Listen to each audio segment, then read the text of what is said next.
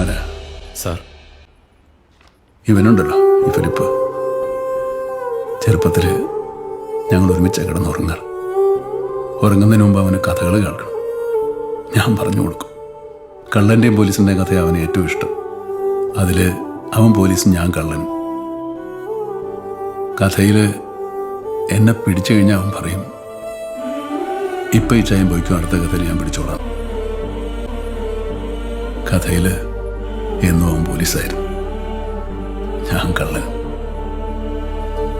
ഇപ്പോ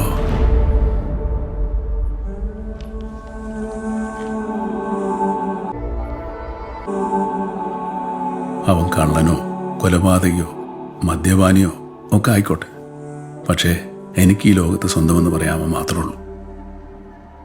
അവനെ ഞാൻ നന്നായി നോക്കിക്കോളാം, ഇനി വഴിതെറ്റാതെ കാത്തോളാം. പറയാൻ പാടില്ലെന്നറിയാം, എന്നാലും നമുക്കവനെ രക്ഷിച്ചൂടെ? നമ്മൾ വിചാരിച്ച കഴിയും.